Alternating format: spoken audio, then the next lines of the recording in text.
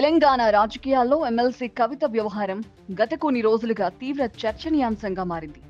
ఇటీవల బీఆర్ఎస్ అధినేత మాజీ సీఎం కేసీఆర్ కు కవిత రాసిన లేఖ బయటకు రావడం పెను దుమారం రేపింది. ఈ నేపథ్యంలోనే ఆమె బీఆర్ఎస్ పార్టీ నుంచి బయటకొస్తారనే చర్చ జోరుగా సాగింది. అయితే ఆ లేఖలో బీఆర్ఎస్ పార్టీ ప్లస్ పాయింట్లు, మైనస్ పాయింట్లు చెప్పడంతో ఆమె బీఆర్ఎస్ పార్టీ పట్ల వ్యతిరేకంగా ఉన్నారనే వార్తలు సోషల్ మీడియాతో పాటు ప్రతిపక్షాలు కూడా జోరుగా వైరల్ చేస్తున్నాయి. కవిత కొత్త పార్టీ పెడుతుందంటూ రచ్చ చేస్తున్నారు.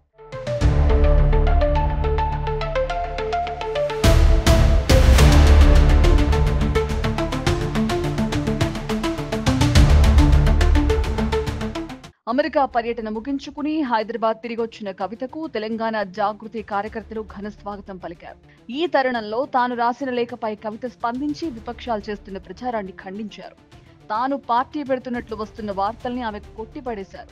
ఈ క్రమంలోనే తాజాగా మరో కీలక పరిణామం చోటు చేసుకుంది. తాజాగా బీఆర్ఎస్ ఎమ్మెల్సీ కవిత మీడియాతో చిట్చాట్ చేశారు. ఈ సందర్భంగా బీఆర్ఎస్ ను బీజేపీలో కలపాలని చూస్తున్నారని సంచలన వ్యాఖ్యలు చేశారు. అయితే ఈసారి నేను మొన్ననే చెప్పున్నాను, కుట్రలు కుతంత్రాలు జరుగుతూ ఉన్నాయని. నేను చెప్పిన కొద్ది రోజుల్లోనే మరి నేను అంతర్గతంగా కేసీఆర్ గారికి రాసినటువంటి ఉత్తరం బహిర్గతం కావడం అన్నది, ఇది మరి ఏం జరుగుతుందో అన్నది పార్టీలో ఉన్నటువంటి మనందరం, తెలంగాణ ప్రజలందరూ కూడా ఆలోచించుకోవాల్సినటువంటి విషయం. నేను వేరే ఏం విషయాలు చెప్పలేదు. నేను కేవలం పార్టీలో ఉండేటటువంటి అన్ని స్థాయిలో ఉన్నటువంటి నాయకులందరూ అనుకుంటున్నటువంటి విషయాలు.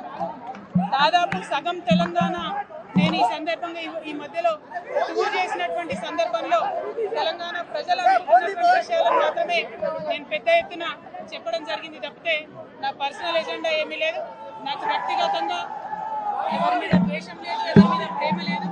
కానీ నేను రాసినటువంటి లేఖ చాలా అంతర్గతంగా పార్టీలో మా నాయకుడికి రాసినటువంటిది.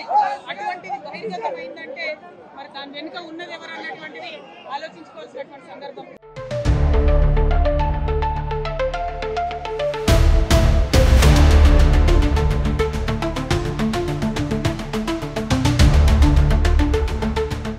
సొంత పార్టీ వాళ్ళే కుట్రపూరితంగా తనను ఎంపీగా ఓడించారని కవిత సంచలన ఆరోపణలు చేశారు. అంతేకాదు, తనని కేసీఆర్ కి దూరం చేసే కుట్ర జరుగుతోందని అన్నారు. అసలు బీఆర్ఎస్ అధినేత కేసీఆర్ కు అంతర్గతంగా రాసిన లేఖ ఎలా లీక్ అయిందని కవిత ప్రశ్నించారు. సోషల్ మీడియాలో ఇంటి ఆడబిడ్డ గురించి ఎలా పడితే అలా మాట్లాడిస్తే అది మర్యాదేనా అంటూ కవిత ఘాటు వ్యాఖ్యలు చేశారు. దీంతో కేటీఆర్ నాయకత్వం అంగీకరించేది లేదని చెప్పడమే కవిత ఉద్దేశమా అన్న చర్చ కూడా వస్తోంది.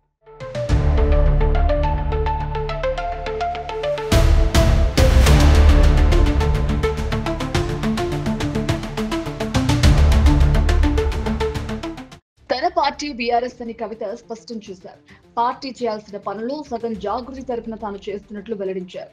కాంగ్రెస్ మునిగిపోయే నావా అని, ఆ పార్టీతో తనకు రాయబారాలు అవసరం లేదని చెప్పారు. బీఆర్ఎస్ లో కేసీఆర్ ఒక్కడే నాయకుడని, ఇంకెవరి నాయకత్వాన్ని అంగీకరించనని కవిత తేల్చి చెప్పారు.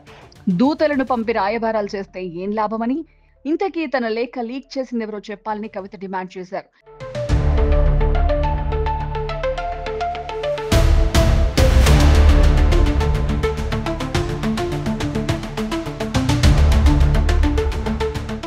ఏదేమైనా కవిత లేఖ బయటకు రావడంతో గులాబీ పార్టీలో రాజకీయంగా ఇబ్బందులు ఎదురవుతున్నాయి.